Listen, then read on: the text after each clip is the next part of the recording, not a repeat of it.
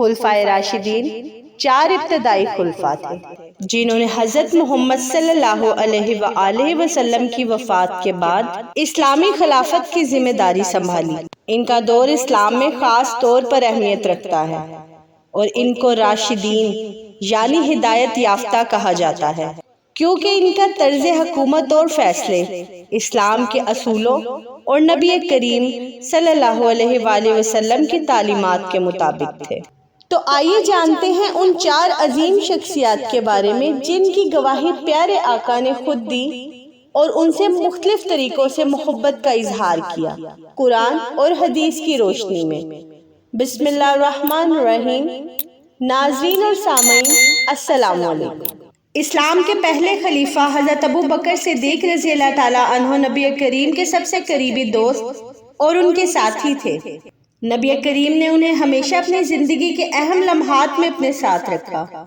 نبی کریم نے حضرت ابو بکر صدیق کی صداقت اور ان کی ایمان کی گواہی دی۔ رسول اللہ صلی اللہ علیہ وآلہ وسلم نے حضرت ابو بکر صدیق سے محبت کا اظہار کرتے ہوئے فرمایا، اگر میں کسی کو خلیل یعنی گہرا دوست بناتا تو ابو بکر کو بناتا، لیکن وہ میرے بھائی اور میرے ساتھی ہیں۔ فتنوں کا خاتمہ 632 تا 634 عیسوی۔ پہلے خلیفہ اور رسول اللہ صلی اللہ علیہ وآلہ وسلم کے قریبی ساتھی حضرت ابو بکر صدیق، آپ نے اسلام کو مستحکم کرنے اور مختلف فتنوں کو ختم کرنے میں اہم کردار ادا کیا۔ آپ کے دور خلافت میں بہت سے فتنے غرق ہو کر رہ گئے۔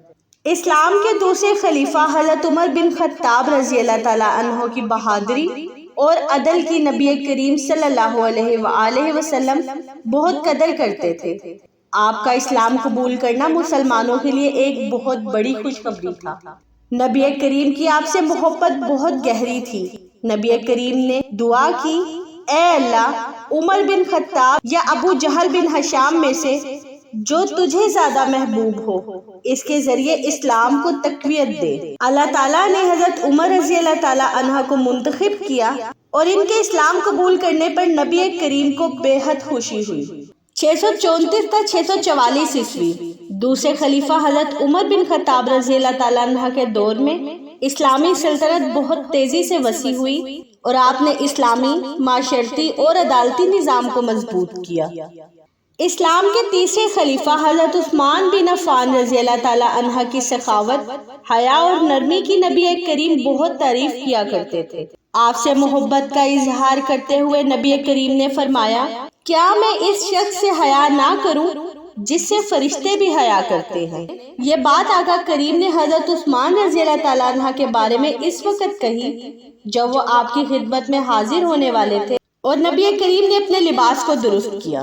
644 تا 656 عیسوی۔ تیسرے خلیفہ حضرت عثمان بن عفان رضی اللہ تعالیٰ عنہ کے دور میں قرآن کریم کو ایک مصحف کی شکل میں جمع کیا گیا اور اسلامی فتوحات کا دائرہ مزید پھیلا۔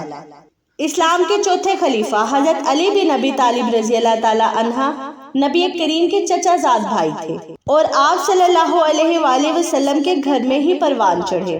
نبی کریم نے حضرت علی رضی اللہ تعالیٰ عنہ کی شجاعت اور علم کی بہت تعریف کی۔ آپ نے ان سے محبت کا اظہار کرتے ہوئے فرمایا، میں علم کا شہر ہوں اور علی اس کا دروازہ ہے۔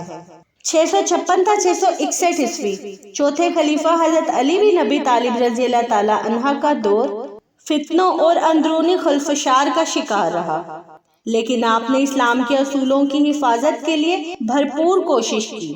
یہ 4 خلفاء اسلامی تاریخ میں ایک سنہری دور کی علامت ہے جنہیں خلفائے راشدین کہا جاتا ہے۔